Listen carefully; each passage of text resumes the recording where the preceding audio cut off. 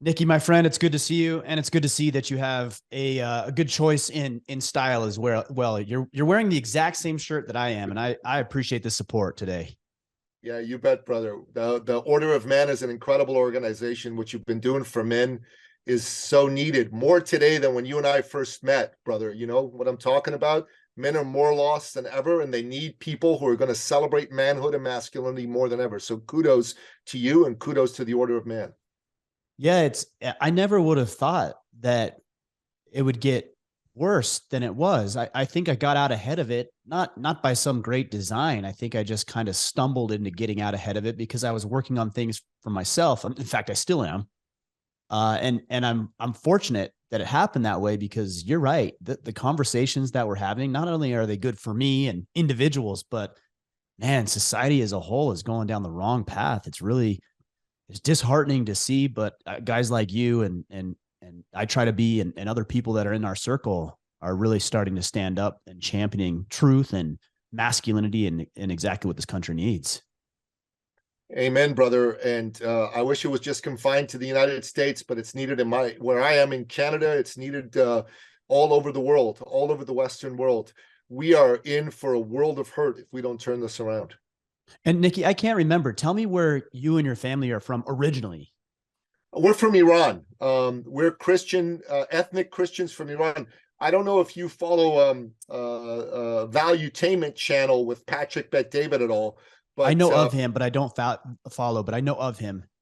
he's like me. He's an Iranian Christian Assyrian ethnic, and it's I'm kind of proud to see him doing what he's doing, right? Because he goes out there and he speaks the truth, and it's important, in my opinion, that powerful men and women of goodwill stand up right now against all the attacks that are being made on men, boys, and masculinity. I was talking to a young man day before yesterday, 22 years old, here in Canada, good fellow, graduated from sports management, and he has a degree in a post-graduate kind of designation. He's trying to get an entry-level job with a sports organization. He goes deep into the interview process, and at the end they say, hey, you're not a visible minority, so we can't hire you. I mean, are you kidding What? me? Oh my Are you goodness. kidding me? Are you kidding me? This is ridiculous. Now, we shouldn't be discriminating against visible minorities. Absolutely not. But should we discriminate against people who are not visible minorities? That's ridiculous. Martin Luther King's dream was, for us to live in a country where every man is judged not by the color of his skin, but by the content of his character. He must be rolling in his grave right now. Well, the term that we hear a lot, and I actually don't like this term, is that's reverse racism. It's actually not reverse racism. It's just racism. It's just racism. Plain and That's simple. that's it. I cannot for the life of me fathom. Well, I do. I was going to say I can't fathom why we've done this, but I do know why it is. The polarity that's created generates eyeballs, which in turn generates revenue, which in turn generates power. And it seems like too many of us have bought into this narrative, and not only bought into it, now a lot of people are acting on it, living by it. And it seems that racism is, I don't know, maybe it's just the media or just what we're exposed to and not real life. Cause I certainly don't see it in my everyday life. Maybe I'm in a bubble, but it seems to be exacerbated through the media, but it seems like it's worse than it's ever been, possibly. No, not ever. Of course, not ever, but getting progressively worse. I should say that. You're bang on with the last part of what you said. Racism's been pretty bad throughout history, but lately, Yes. when I came to North America, it was 1982. There was racism here. I experienced some racism for being, an olive-skinned Middle Eastern man. No question about it, okay? And I experienced some racism when I went through my divorce. The courts treated me differently because I was a Middle Eastern man. There's no question about it here. It was disgusting. But how do you Okay. know that, Nicky? How do you know it wasn't just because you're a man? Well, it was definitely because I was a man. There's no Right. question about I it. know I know We that know because the that for family system sure. is stacked. Sure. All it is. But the fact I got to read the transcripts, okay, because there was transcripts of all. I got to read them, and in the transcripts, what got the the authorities involved in the whole thing was, he's from the Middle East. You know, he might decide to just take the kids and run away to Iran, right? That was, the lawyers just were amazing at doing whatever they had to do to trigger involvement by the authorities and stop me from even being able to see my kids or my ex or speak to them. That led to our divorce happening. There's no question that if I were not a Middle Eastern man, that line of attack would not have been used. And they use that, I hate to say it, but at least 15 years ago, they used that if you were, you know, from the Middle East, if you were a hot-blooded Latin, or if you were, you know, from Jamaica, they would say stuff about your ethnicity, and the court system and the authorities, who claim to be so virtue signaling, would go, oh, okay, let's jump all over these guys. It's disgusting and it's ridiculous. Yeah, it really is a challenge. I'm trying to see things from all angles. And, you know, we talked about having you on with regards to your latest book, The Great Patriot Boycott book. And I'll be really honest, as I was reading through it, I thought to myself, what would somebody think of this that didn't know anything about it? Or what would somebody from the other side, quote unquote, other side, think about it? And if you look at just the table of contents, you know, you could very easily make the case that it's just, it's like a right-wing conspiracy theorist playbook. And look, I'm reading through it. I actually agree with a lot of points made, but I'm trying to see it from all the angles. And I want to explore, is this real? Is this not? Is this true? Are we painting ourselves as victims, both on the left and the right? Of course, I have my own personal beliefs and my own biases.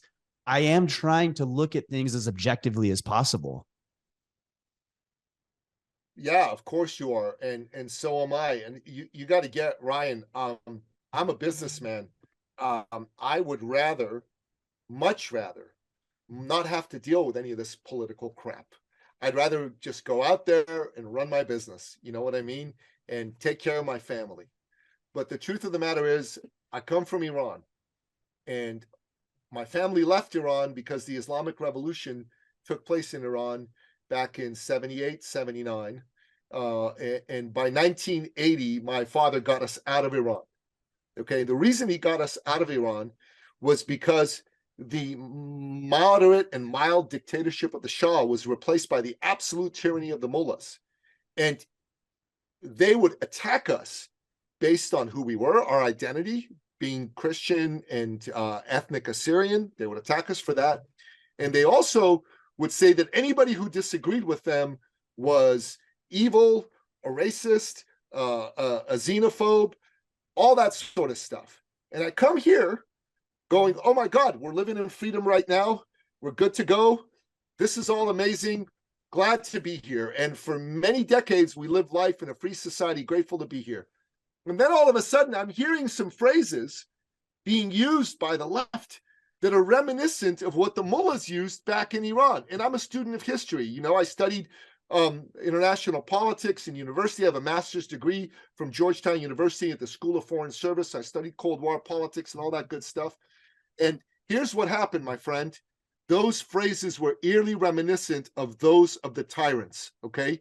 Those of the tyrants. The tyrants would say things like, oh, this group of people are wrong. They're bad. They're evil because they believe this. You can't normalize them. It's okay to shoot them. It's okay to read them out of polite society. Just last week, a trans individual walked into a Christian school, elementary school, and shot 3 9-year-old kids and 3 adults looking after them. Why? For what reason? Because this individual thought that them being Christian meant that they were beyond the pale. They had forfeited the right to live. Are you kidding me? And the mainstream media didn't report this, didn't mention that this person had an ideology that was twisted up by hate, and they just tried to say, oh, this is such a tragedy, let's pass gun control laws. I saw this happening here, and I thought, I can no longer not be involved in the political, cultural issues of the day. I need to stand up. I need to speak out. That's why I've gotten involved in men's work, because like you, I believe men right now are receiving a bit of a raw deal by society. And that's why I decided to write this book and the previous book with my friend Wayne Allen Root. It looks like Wayne's here. Hello, Wayne. He is. Hey, Wayne. We could stand up for freedom. We could stand up for free expression, and we could help change America and therefore change the world. Ryan, you know, America is the one indispensable nation in the world. Okay. When I was in Iran, my family had somewhere to flee to. If we lose freedom in America, there's nowhere for us to go. Freedom will end on earth. And Abraham Lincoln said that he fought the Civil War because he wanted to make sure that government of the people, by the people, for the people shall not perish from this earth. Wayne and I do what we do. We wrote these books together because we want to make sure that government of the people, by the people, for the people shall not perish from this earth. Wayne, I want to ask you, I know you're jumping in a little bit late, but I want to ask you, as you guys wrote this book, do you feel at all like it's futile, in a way, almost preaching to the choir? I mean, I'm a conservative. Most people that listen to this podcast know that about myself, and know a little bit about my value systems. And, you know, at times, it feels like I'm preaching to the choir, and there's no real opportunity to even express ideas intelligently. And I'm not even willing to say that they're like accurate all the time, but just intelligently discuss my ideas with people who just aren't interested in hearing them. Seems like everybody already has their preconceived notions and the mold they're supposed to fit in, and that's it for both left and right. So here's my answer to you. You asked me about what's going on in America today. Are we preaching to a choir? And my answer is unabashedly yes, because liberals are insane. I'm not exaggerating. I'm telling you, it's a mental illness. They want the poison vaccine. They want the masks. They love lockdowns. They love everything that it led to: suicide, drug addiction, depression, alcoholism, children behind by years in school with fear and never going to make it up. Everything that comes from liberalism, crime in all the cities, open borders, millions invading the United States border. Liberals seem to love it all. And they go, give me more. I'll vote for Biden again. He's brain dead. He has no brains. He has dementia. Give them to me. I want more. This is an insane group of people. So I gave up a long time ago. Anyone who considers himself liberal, I don't even want to talk to them because it's impossible to reason with insanity. They are nuts. They think look what Biden said the other day. The heart and soul of America is transgenderism. What? It's the stupidest thing any human being has ever said. Look what Chicago did last night. Chicago had a mayor that looks like Beetlejuice. Okay? She is the most unattractive human being the world's ever created. They voted for her. She's a communist. She ruined the town. Nobody wants to shop on Michigan Avenue. The stores are out of business. The vacancy rate's 50%. If you're in business, hordes of marauders attack your store and steal everything you've got, and you're not allowed to fight back or you get arrested for assault or murder. Nobody wants to go to Chicago anymore. What they do last night, they elected a man who's the exact mirror image of Beetlejuice, Lori Lightfoot. He may be even more radical communist than she is. So I texted my friend, who's a liberal Democrat in the Rahm Emanuel kind of mode. So he's not insane. He just believes different things than me. And I can accept that. But he's not nuts. He doesn't want to ruin his city. And I texted him and said, is it as bad as I'm reading on conservative websites that the man you elected last night is a communist who hates the police, wants to defund the police, and hates white men?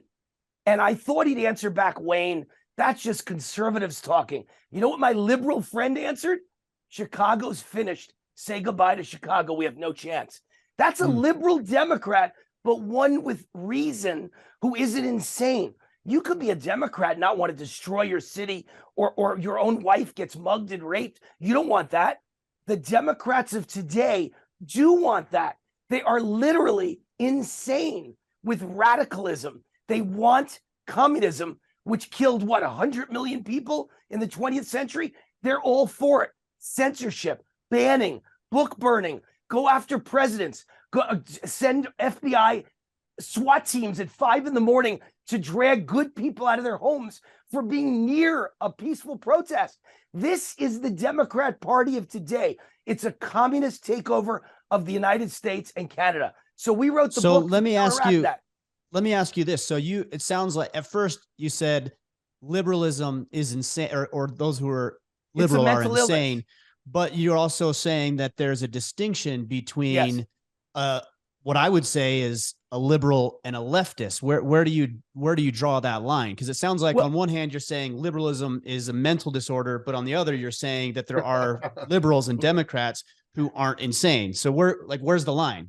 Well, it's a very fine line. My buddy is a liberal, or he calls himself a liberal, but he's also a businessman. So he's pro-capitalism and he wants to make money. And he certainly doesn't want crime outside his restaurants. And he owns 5 of them in Chicago. So he's not insane. He wants a town that leans to the left, but which still has law and order and doesn't want communist level tax increases and regulations. So I'd say he's different than me. We're on opposite sides of the political spectrum, but I respect him and I don't think he's insane. And he attended my wedding. We're good friends. I can live with that guy, even though we disagree. There's no reason to kill each other. I'm not for a war, but the people who call themselves Democrats today in the leadership, they want banning and censorship. They want to silence me. They'd like to knock my shows off the air. They'd like to put us in prison like they're doing with Trump. It's the most trumped up, excuse the pun, trumped up charges in the history of the world. Never has there been a more ridiculous case than this one. As a matter of fact, the two biggest Trump haters in the Republican Party are Mitt Romney and John Bolton, the former national security advisor. And the two of them both said, I hate Trump, but this case is horrible and it signals that we're becoming a banana republic.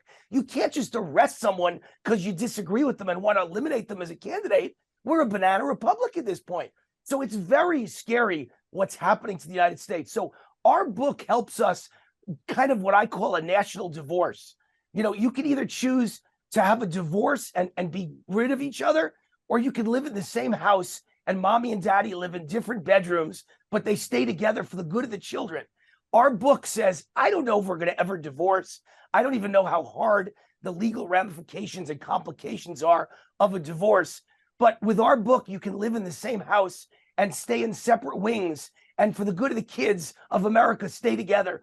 Just build a conservative parallel economy, almost like building a separate country, but you stay in the United States. You only buy from Christians. You only buy from conservatives. You only buy from patriots. You only do business with people on the right, and you defund the left, and you make our side wealthy and prosperous and happy. You create lots of jobs in red states. Blue states will all go bankrupt. And eventually, who knows where it will lead, but I'm telling you, New York and California are going to be bankrupt shells of their former selves as every conservative leaves for places like Texas and Florida to get away from the crazies of the left. So I think we're kind of pushing for a friendly national divorce, a separation, and a way to reward the good guys and defund and punish the bad guys so that we can get our country back on track again. Or in a worst case scenario, maybe we've built another economy. We don't need the other half anymore. We'll see where it leads 10 years from now. But I know one thing, it's a start. I think part of the problem with that, and I like that idea actually, because there's a lot of people that talk about this national divorce in a more literal sense, some sort of civil war possibly. We don't want that.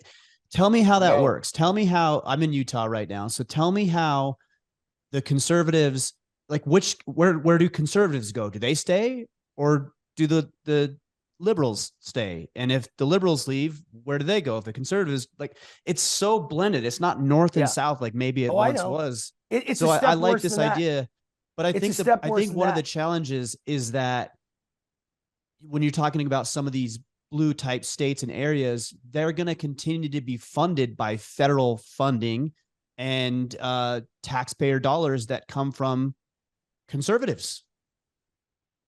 Yeah, I was going to say it's a little worse than what you said. It's not just that there are conservatives left behind enemy lines, as it were. In each blue state, there's lots of conservatives.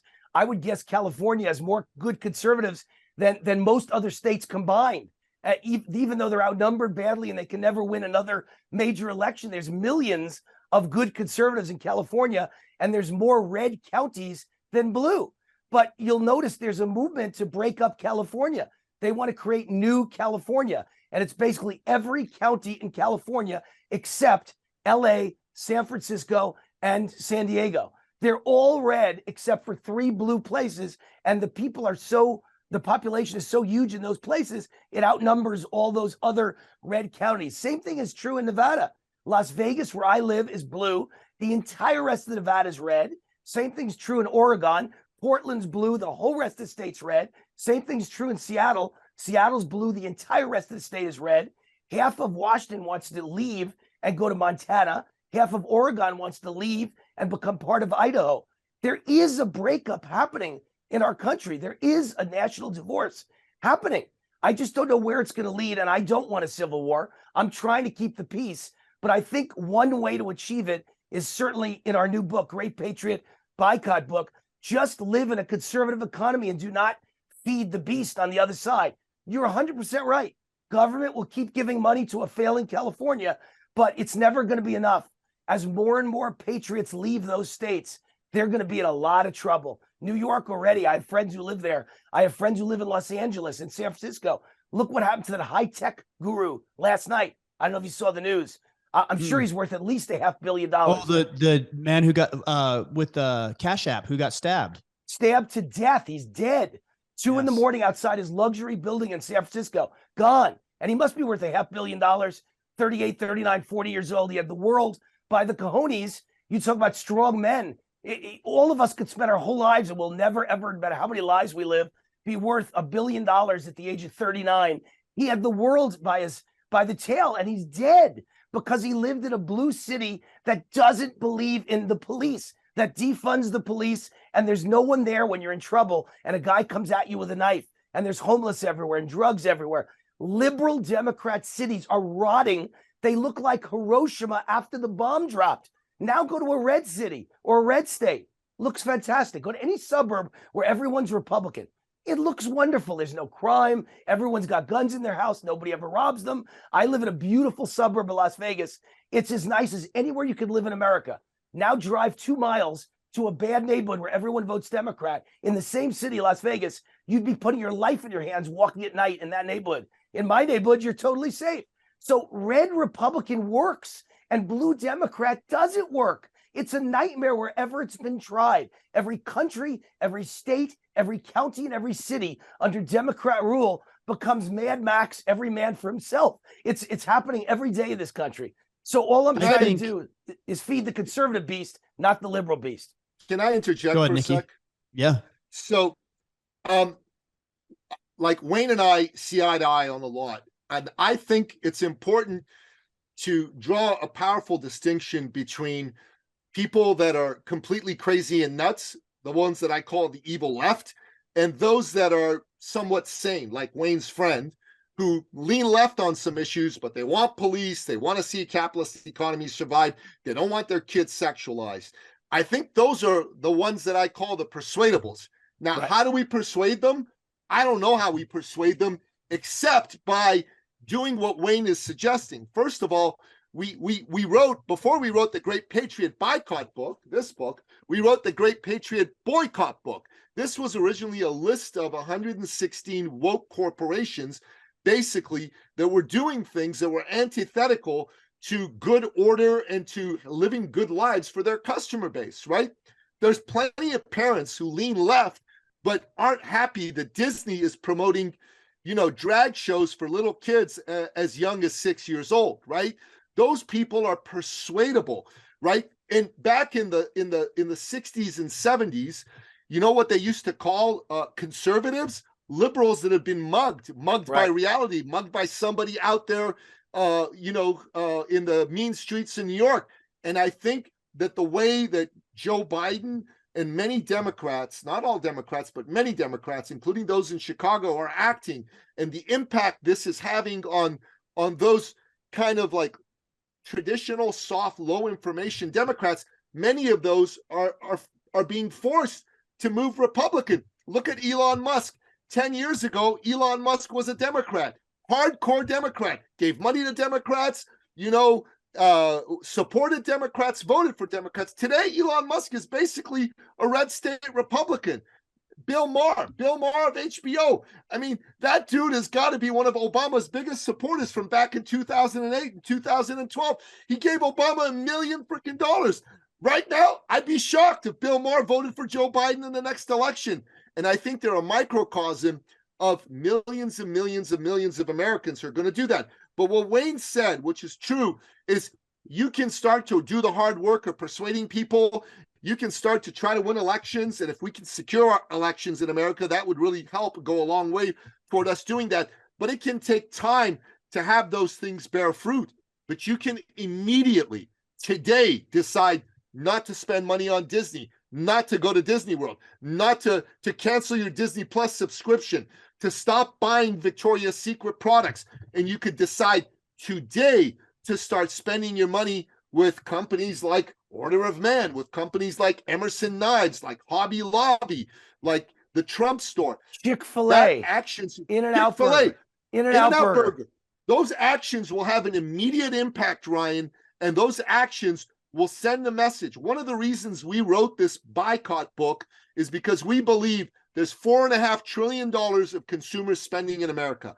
If all we do is we shift 10% of that, that's $450 billion from the woke corporations to patriotic companies, we will literally change America. We'll be funding the cause of freedom, and we'll be defunding the cause of tyranny. And let me just jump in. Very short point I want to make. Today in North Carolina, a woman who is a Democrat for her whole life and who was the head of the state Senate switched sides to Republican. I saw that. And her quote was, "The Democrat Party that I knew is unrecognizable." And she said the moment the epiphany hit her is when she put something on her website about God and say a prayer, and then she put an American flag, and she was viciously attacked that the American flag represents racism, and that they think it's disgusting that she actually put a hands in prayer. And she said, that's when I realized I can't be a Democrat anymore. The world is changing, and I'm telling you, there's a division going on that is almost imperceptible to the average person, but I'm seeing it. I see things before they happen, and I'm telling you, we're headed for a massive divide in this country. It's happening every day. You can't live with people who think the American flag is incompatible with greatness, and America represents racism, and prayer is bad and evil. That's a real sickness, and that transgenderism is the heart and soul of America, and it should be taught to kindergartners. If that's what they believe in, I don't even want to talk to them anymore. I want to disengage from them. And as Nicky says, only talk to people that are reasonable in the middle to maybe convert them to come over. The reason that I like this idea, and I'm really interested in this and obviously want to explore it more, is because now we're not just talking about not buying certain products, which has always been the conversation. Well, just stop going to Disney, stop Netflix, stop this, stop that. And people are only going to do that to a degree. What I like what you're doing with this direction is now you're giving people a intentionality behind what they do, because people still want to be entertained. People still want to drink beer. People still want their kids to be educated. They want these things, but there hasn't really been any type of credible sources outside of what already exists. So how do more organizations become competitive with these behemoth type organizations that are conflicting with our best interests? Well, I mean, if we could build a total parallel conservative economy and patriot economy, we wouldn't need any of the other companies. We wouldn't need Silicon Valley Bank if we had a conservative bank. Unfortunately, we don't. But we do have some conservative MAGA funds in this book. But we couldn't find a truly conservative bank. It's probably out there. We'll have another edition, I'm sure. And there's a lot of companies that are contacting us now that the book is out and saying, why didn't you include us? But if we could build a totally parallel economy where we didn't need the other group anymore, we could teach them a lesson. And pretty soon, you know what the real lesson is? I actually don't want any company to be conservative or liberal. I actually want them to just be companies that worry about the bottom line. Politics should not be mentioned by a company. That's my biggest problem. Why would Silicon Valley Bank, instead of be staring at the bottom line and making sure they create shareholder value and making sure they don't go out of business, why would they have had a person in charge of risk management whose entire life was planning marathons for LGBTQ and fighting for transgender rights and drag shows and climate change and critical race theory, which is really what happened. And their board of directors was dominated by Biden appointees, the Biden administration and the Obama administration. That's who was on their board. Everyone's life is about the rainbow flag. No, that's your private life. But in your business life, just worry about the bottom line and worry about creating a profitable company. And you know how you do that? You don't turn off the left or the right. You do things that are neutral so everybody does business with you. But why do you not care about people on the right? That's my big issue. Why do you not think about offending the people on the right? That's no big deal. Why? Well, there's no consequence to it, really. I mean, that's so we got at the end of the day. Consequence. You know, I think about with Budweiser, Anheuser-Busch, great example of this with Dylan Mulvaney. You know, they're intelligent people. That's a behemoth organization. You have to imagine that they weighed the pros and cons of a decision like that and decided that the downsides don't outweigh the positive media attention or spinning up that they'll get, which, I mean, that's the only way I can see that. I can't see them evaluating it any other way or not evaluating it at all. I imagine they ran that risk analysis and they found it to be favorable to do something like that. I put out a Twitter post just yesterday. You know what I said? A lot of people thought it was very funny. I said, it's the first time, I'm 61 years old, and it's the first time in my lifetime I've seen a beer commit suicide. And it really is true. Budweiser is around for what, 100 years? They've built a multi-billion-dollar positive brand, and overnight they destroyed it with one reckless action that somehow they thought was no big deal. Making your spokesman a guy who thinks he's a girl, or is it a girl who thinks he's a guy? I'm so confused with these people. I don't even know what they are. I just call them it. Was it a guy who's now a girl or a girl who's now a guy? If you're so confused, you don't know if you have a penis or a vagina, you shouldn't be giving advice to anyone about anything. You shouldn't be running the nuclear waste of the United States. Sam Brinton, who wound up being fired because he was stealing ladies' underwear from women's luggage. You shouldn't be in charge of the healthcare of the United States. Rachel Levine is a guy wearing dresses, high heels, and a wig who's number 2 at Health and Human Services. This is the insanity of some in the left. I'll go with Nicky. I'll bite on Nicky's comment and yours. Some on the left. Yes. Some in the Democrat Party. All the left are crazy. Yes. There's a distinction between Democrats, liberal, and left. Because if you look at Democrats and they're liberal and they're not left, they're not insane. If they're left, they're all insane. They're completely insane, or they're actually malevolent and evil. Because the plan, the playbook of the left has been to take down America since 1917. In 1917, communism won over its first country in Russia, okay? And they realized at the time that they wanted to take over the whole world. That was Vladimir Lenin's view. But they couldn't do it because the main adversary, which is what they called the United States, was standing in the way.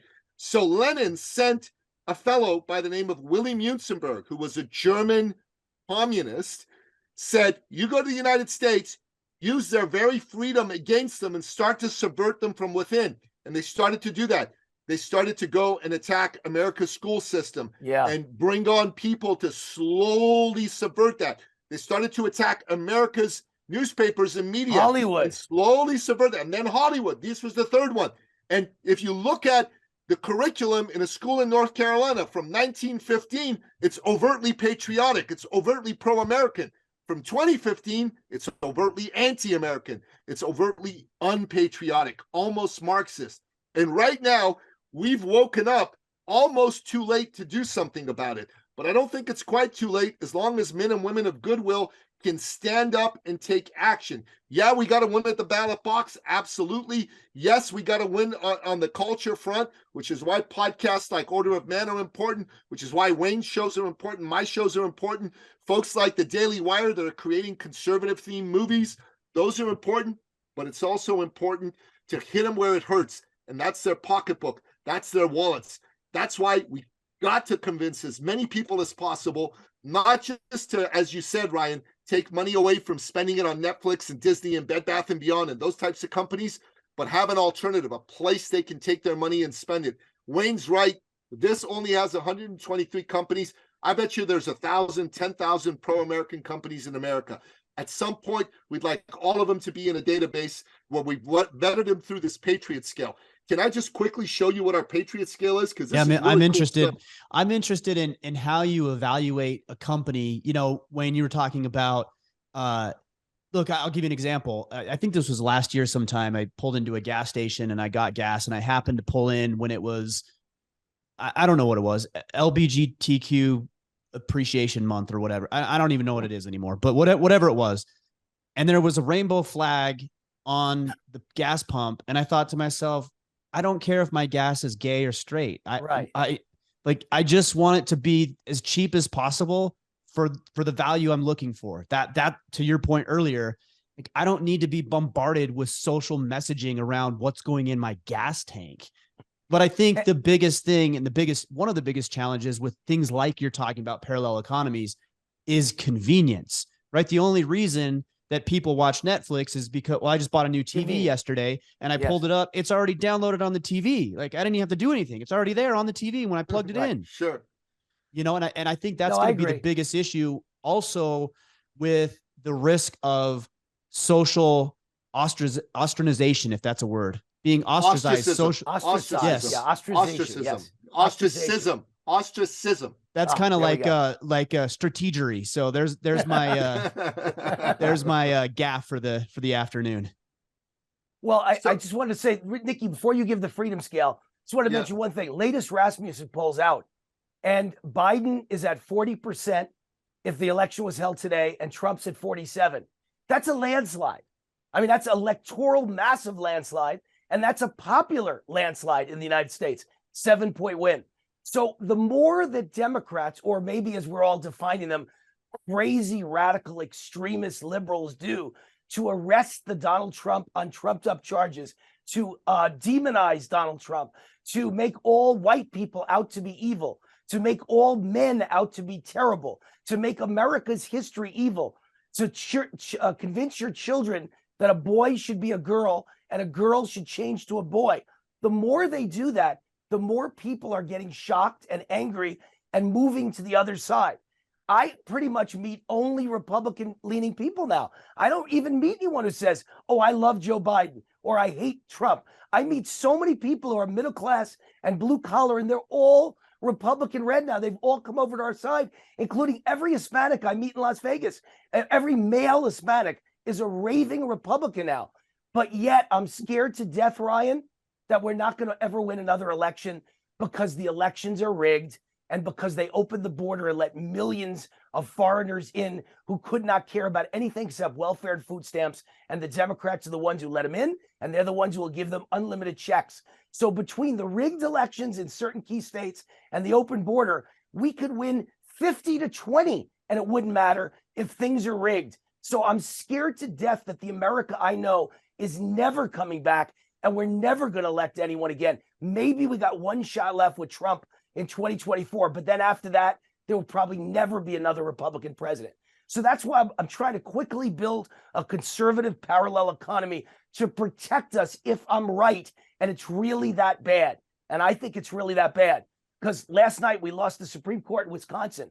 Another tragic result. Not just Chicago lost to a communist, but a very radical liberal was elected as Supreme Court in Wisconsin, which means the liberals have the edge. So you're probably never going to win Wisconsin again, because as they cheat and they rig and they steal and they stuff the ballot box, your only choice is to bring it to your state Supreme Court. And the state Supreme Court in Wisconsin is now against us for the first time. So you're probably never going to win that state again. So it gets smaller and smaller window to ever win another election and fight for what's right. It's very tough.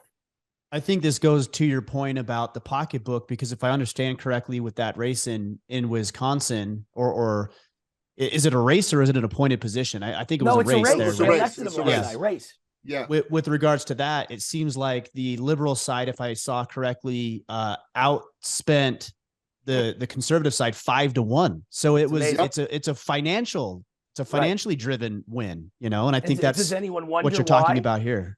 Yeah. If I asked you, Ryan, right now, why do you think Democrat candidates have so much more money than Republican candidates? What would be your answer? Well, I think it's powerful people that have money that want to maintain the power, want to control the narrative and control the direction. And that's why they spend money on those individuals who keep them in power. Partially 100%. right, no question. Corporations back Democrats and billionaires back Democrats because they want to be the only ones who are rich at the top.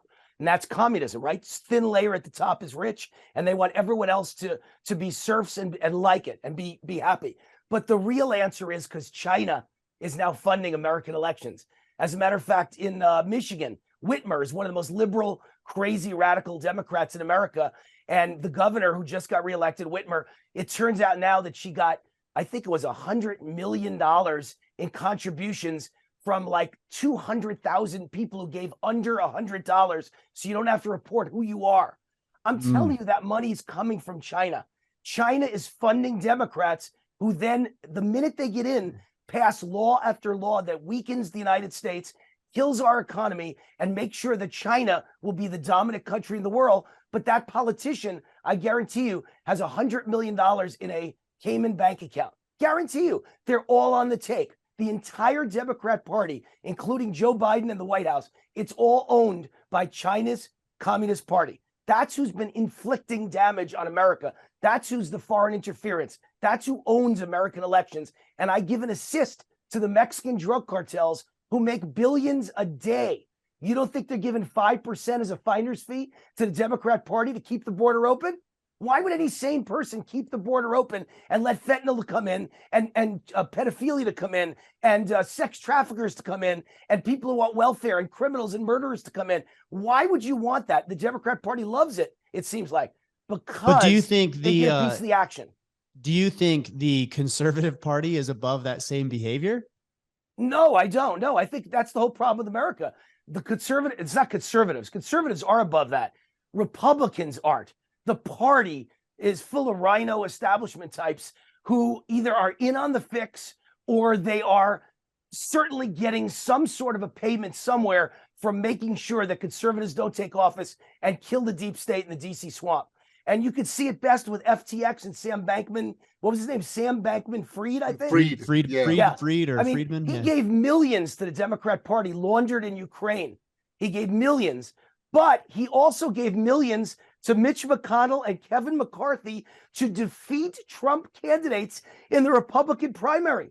And we just elected McCarthy to be the Speaker of our House. And we reelected, what is her name? Ronna McDaniel to be the RNC head. She's horrible. As far as I'm concerned, she's completely paid off by corporate interests to destroy the Republican Party. She hasn't said one word about Trump's arrest, by the way. It's quite amazing. So all I could tell you is both sides are paid off by big corporate interests, China and the Mexican drug cartel. Democrats, a lot worse to destroy America. Republicans more like, hey, I want to get rich for my family. I'll get paid off by ExxonMobil. Democrats by China. I'll take Republicans because I'd rather be paid off by ExxonMobil than China. It's terrible. It's terrible. It's a horrible thing. It's a horrible thing. And unfortunately, the influence of the Chinese Communist Party in North America is huge. It's real. They're doing it in Canada too. Sure. In Trudeau, there's a scandal going on where 11 Liberal MPs were found to have been supported and financed by the Chinese Communist Party. One of them had to resign from the Liberal caucus, but not a seat in Parliament. So he's still sitting in Parliament. He's just not officially a Liberal anymore. Right. And that's taking place over here. And, you know, Wayne, I'm not as pessimistic as you. I believe we still have a chance. I believe that God is a mighty God, and God is mightier than the communists, and God is mightier than the evil people on the evil left. But I got to tell you, we got to do our part. And I want to just get back to the freedom scale, Ryan, because I think the freedom scale is powerful. We got off track a little bit there. I want to hear about this. So the freedom scale, we've created this designation called the Free Corporation. Like the B Corp, we got the Free Corp, okay? All right. And there's 6 categories that make up the freedom scale. Number 1 is political involvement. Does a company stick to business, or are they virtue signaling and supporting leftist causes? So we score them on a 1 to 5 scale, like 1 being they're virtue signalers and cravenly caving to the woke mob, and 5 is they refuse to be bullied and tell the woke mob to go to hell. Number 2, it's political donations. To which political candidates and causes do they donate? right? Do they donate to woke, liberal, and Marxist organizations and candidates like BLM, Media Matters, the ACLU, the Democrat Party, Planned Parenthood, or to patriotic and conservative ones like the GOP, the RNC, MAGA, the NRA, the National Right to Life, O'Keefe Media Group, the successor to Project Veritas. Again, 1 to 5 scale. Number 3, workplace culture. Is their workplace culture one that embraces freedom, or is it poisoned by political correctness? Do they promote freedom and free expression at work, or are some opinions more equal than others? Number 4, marketing messaging. Are the marketing messages of the company steeped in pro-USA and American exceptionalism rhetoric, or are they heinously woke and anti-human and pro-scarcity? Do they celebrate American freedom, or do they denigrate her and crap all over liberty? Number 5, hiring policies for employees and vendors. Does a company hire the best man or woman for the job, or do they engage in woke racism and favor anyone but conservatives and straight white males? Okay. Do they treat all employees and vendors as equals, or do they explicitly engage in harsh bigotry against conservatives and straight white males? And number 6, commitment to freedom in society. Does the company stand for American values, or has it been frightened into towing the woke line? Right? Basically, this is what we are talking about here. These 6 categories make up the freedom scale. We ran all of these companies through this, and they're not all perfect. Let me tell you, there's some companies that have done things that we absolutely don't agree with. But on balance, we found that the companies on this list were companies that were more freedom-oriented than they were non-freedom-oriented. And we're sure that some of the companies on this list may backtrack, right? But we're sure there's tons more that once they see something like this exists are going to want to be a part of this. And there's tons more people that are in business that want to see America and her promise continue to live beyond them. They want to leave a legacy of American freedom. What was it that Ronald Reagan said? He said, freedom is never more than one generation away from extinction, right? You can't pass it on to the next generation in the bloodstream. It's got to be nurtured. It's got to be fought for. Well, Wayne Root's going to update Reagan saying, freedom is never more than 1 year away from extinction, 2024. It's definitely the time frame has definitely sped up. The other thing about this that's powerful, there's a couple of things I hear here that I like is number one, I hate to say it, but it is the truth. You're taking out a lot of the work on the consumer end, and we're lazy. Let's just admit it. We're all lazy. We're all ignorant. We don't dive into the topics. We don't do the research. We don't know what organizations we're supporting. We don't know what political candidates stand for. I hate to say that. It's truth. So that's important. The other one is the concept of strength in numbers, because when you talk about backtracking, I think the more accurate term would be caving because of the pressure that a company would receive. You think one thing, for example, I see is, and this is a growing trend in specifically the NHL, is that these NHL players don't want to be poster boys for LGBTQ agendas. And so you have one bold, courageous soul. I don't care if you agree with him or not, but he's bold and courageous. There's no doubt about that. Who says, no, I'm not going to do that. And that starts the snowball. And now you're seeing more and more professional athletes say, no, I'm not going to be a poster child for something I don't agree with or believe in. You know what I think is the poster child for what's happening in our society? And I thought of it because your show is dedicated to men. And so, I want to tell you a little personal story. So I have 4 kids, and they're all really smart kids. So my daughter got the top SAT scores in the country, and she won the National Merit Scholarship, and she got accepted by 13 for 13 of the greatest schools in America, Ivy League elite schools, and including the 2 she aimed at since she was 3 years old, Harvard and Stanford. And she picked Harvard, and she graduated top of her class, Phi Beta Kappa, and now she's Dr. Dakota Root. Great story, right? Very cool. My son, who's the second oldest, he got the same SAT scores as her, but he's 10 years younger than her. So 10 years later, he got the same top SAT scores in the country, and he also won the National Merit Scholarship, which is just the odds of 2 kids doing that are so difficult. He won it. From the same family? That's same incredible. family. Impossible, right? They both did it. Impossible. And he applied to like 12 colleges, including some that weren't anywhere near Ivy League, and he got rejected by 11 out of 12. And the only answer it could be is he's a white male, and he's a white straight male. Because I heard, my friends have kids at Columbia University, my old alma mater, and I have friends who have kids at a lot of elite schools, and they tell me almost all the students are gay and trans. They look for gay trans students. So if you're Black, a woman, and lesbian, you've hit the lottery. If you're white straight male, you're not wanted anymore.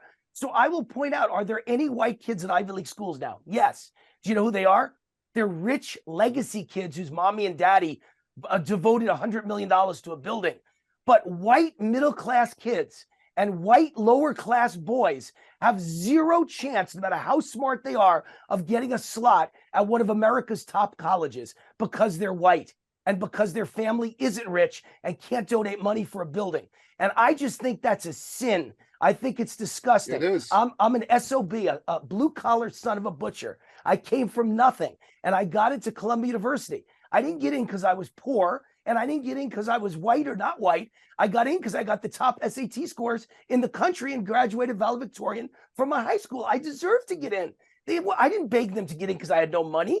So why should someone get in because they're Black, because they're gay, because they're trans, because they're Latino, and their grades don't even equal any of the Asian or white students that actually earned getting in? That's what's wrong with America today. That's the direction we're going. And I just find it offensive. I find it disgusting. I find it disgraceful. And most of all, I find it completely racist. Our country has legalized the hatred of the white race. But anyone else you mention, your career's over. If God forbid you sound like you're anti-Black or anti-gay or anti-anything, your career's over. But you can legally say whatever you want about white people and call them names and call them evil and block them from jobs and admissions to college, and nobody cares.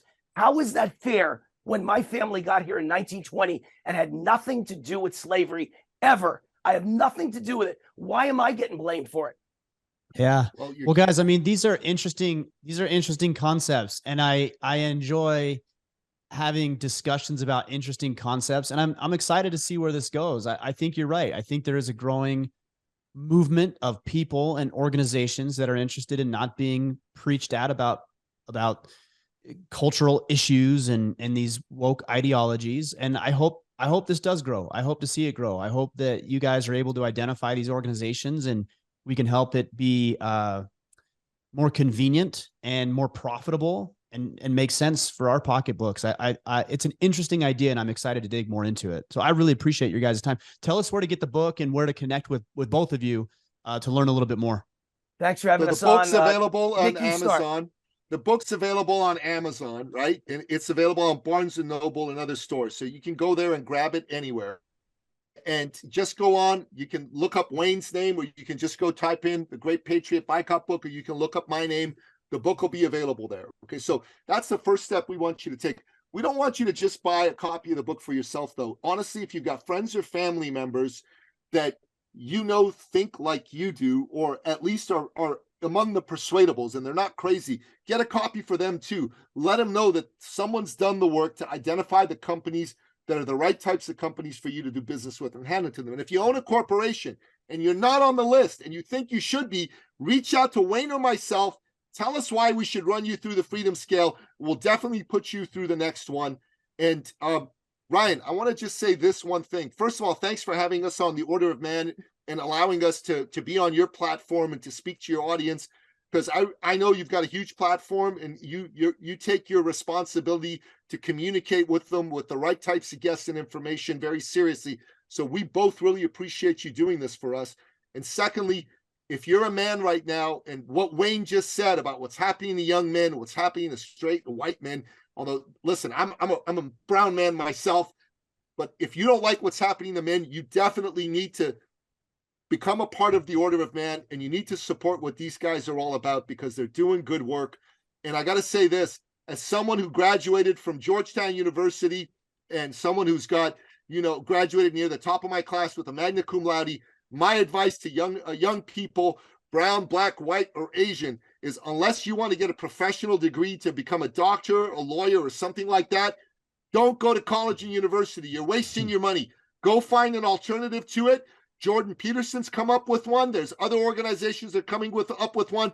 Hell, maybe Wayne and I are going to put together a conservative university that's going to allow folks that don't think, that are being discriminated against to have some place to go, because we need that. But do not give $250,000, $300,000 of your money or go into debt to go to some place that hates you and is going to try to make you feel like you're lower than whale dung for being there. So that's the last thing I want to say.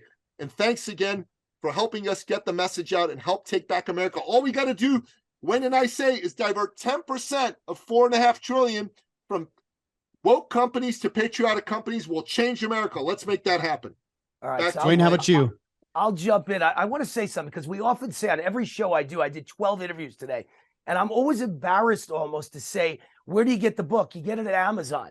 We're #1 in like 20 categories at Amazon. #1 bestseller. But Amazon is a woke liberal company. Unfortunately, I'm a very realistic guy. They sell 90% of all the books online. And they sell every conservative book in America. I've written 16 books. They sell all 16 of my books. They've never banned me. They've never censored me. And they allow us to be #1 on the bestseller list. We sold enough books last week. We should be on the New York Times bestseller list next week. And I guarantee you, Nicky, we won't be, because the New York Times won't allow conservatives on the list. But Amazon does. So what I say to people is, yes, Amazon is woke. Yes, Amazon is liberal. Yes, Jeff Bezos owns the Washington Post, who owns Amazon. He's very liberal. He's very woke. He's very pathetic. But what you should do is boycott all the other products at Amazon. Find the companies in our book where you can buy the other products, but buy conservative books at Amazon. And when sales are down by 1,000% at Amazon, but the sale of conservative books is up by 1,000%, they'll get the very strong message what's going on. I say Amazon because it's easy. You point, you click, and you get the book in 24 hours. You'll be reading this book by tomorrow. So buy it anywhere you want. I think Amazon makes the most sense. You'll have it tomorrow. That's why I wanted to give a little explanation when Nicky said buy it at Amazon. The Great Patriot Boycott book, and my website is rootforamerica.com. You'll find both my TV shows, my national radio show, my podcast, my book, and my newspaper columns that are nationally syndicated. All of them at Root for America. It's my command central. You go there, you click on the TV show, and when I'm on, at the time I'm on every day, it's automatically on. And if I'm not on, there's a library of all my shows from yesterday and the day before and the day before. So rather than spend 10 minutes explaining where my shows are, just go to rootforamerica.com. The Great Patriot Boycott book. Ryan, it's an honor to be on your podcast. Thank you for having us on. God bless you for everything you're doing for men. You are the best. Thank you, guys. Appreciate it. Can I say one last thing, Ryan? Yes. One last thing, brother. So if you're a business owner and you want to be on a future edition of this list, and you have some ideas that you want to bring forward about, hey, how we can help get more businesses on there, I'm going to offer you this. You can get on my calendar. Go to eCircleacademy.com/appointment. Tell me you listen to us on this show and say you want to have a conversation. You own a company. Let's talk about this, and let's get you having a conversation with us so we can build the next 123 companies on the list. That's it. Excellent. Thank you, guys. Appreciate the work you're doing. Like I said, excited to dig into this and see what we can do. Thanks, guys. Thanks, Ryan. God bless. Bye-bye. Take care. Bye-bye.